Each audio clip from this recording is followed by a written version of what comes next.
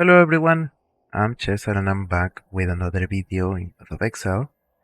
And this video is about my gold dot occultist that I'm playing in the Ruthless with Gold League. So gold dot is very strong in Ruthless specifically for a few reasons. And the main reason is that you can actually do all the acts without any support gems on one links. And that is because we are using, in this case, 4 different gems to deal damage. And also all of those gems you can get as rewards from quests. Remember that in Ruthless you cannot really buy gems from the vendor, and the only way to get support gems and aura gems is from drops. So let's start talking about the gems. While leveling, the first gem that you should get is Freezing Pulse. This is temporary. Then you will get Frost Bomb. This to on Act 1 very early on Act 1. And then after you kill Merveil, at the beginning of Act 2, you can get Creeping Frost. So you should start using those 3 in Act 2. And then in the middle of Act 2, you get Cold Snap. And when you get Cold Snap, you can drop Freezing Pulse. So you will be using Creeping Frost as your main damage, and then Frost Bomb and Cold Snap occasionally, especially against single target. And then you can get Vortex on Act 3. I believe there is a quest that you can get it. If not, you can do the library quest and help Siosa, I think is the name, where you get the golden pages and you can then buy Vortex that way. So those are the 4 gems that make Gold Dot very good. Then I'm also using Frostbite, which you also get as a request reward. And then Enduring Cry for Sustain, which I got in Act 5. In Act 5 you get another stone to change for any gem. I decided to go with Enduring Cry. So those are the gems. I was able to do the campaign, all the 10 different acts, with all of these gems without any single support gem or aura gem, and an Ascended. I haven't done lab yet, so I'm still a witch at level 67. You don't have to be an Ascended. I just did it for the challenge. I wanted to see if I could do all the acts on a one link and without doing lab. And I was able to. Rather comfortably as well. It was not difficult. The only difficult part was Kitaba at the very end, the Kitaba fight.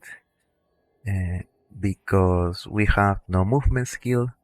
Remember, this is Ruthless. And Kitaba deals a lot of damage and covers a lot of the arena. So it's difficult to dodge, especially without movement skill. But you can do it much easier, especially if you have done lab. And if you do lab, of course, do lab. Yes, do lab, and you want to be an occultist and get the cold damage ascendancy point. There are 2. One that gives minus cold resistance and the other one gives cold damage. And then your last lap, I believe in Ruthless you can only do 3 laps. Your last lap should be probably Profane Bloom. And just try to curse enemies and then you get a few explosions. So, the gems go along with the passive tree. Early on you want to get this, right here, all of these points. And then you want to get some damage. So you will go here and get these points, because these are very good generic damage points, and also you get a bit of life. Don't get this yet. After you get this, you want to go up here and get this dot multi. Here, elemental overload, then you get some life, and then you go all the way over here to get a bunch of cold damage. After that you can come here, get some more cold dot multi, get some more spell damage, get some life. And then I went for resistances around Act 6. You want to get some resistances, so I went down here for this, some damage and some resistances, especially with the mastery. Some extra life here as well. Some more resistances up here. Remember that we do not have access to auras easily, so it can be difficult to get resistances. Also, we do not have access to the crafting bench. So yeah, I'm currently level 67. Going further, you can get some more damage over time multiplier here, this wheel.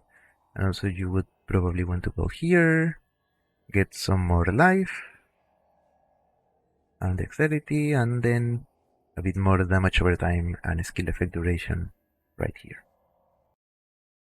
For the gems, you want to have your vortex on left click, and then for clearing you can use your Creeping Frost,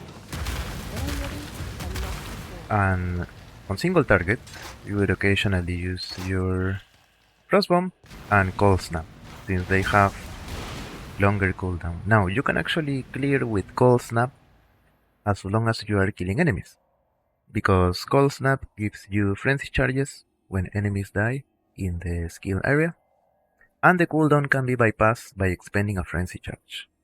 So if you're getting frenzy charges, you can spam your Cold Snap. Only works when killing enemies, not in single target. And Cold Snap feels better for clearing than Creeping Frost.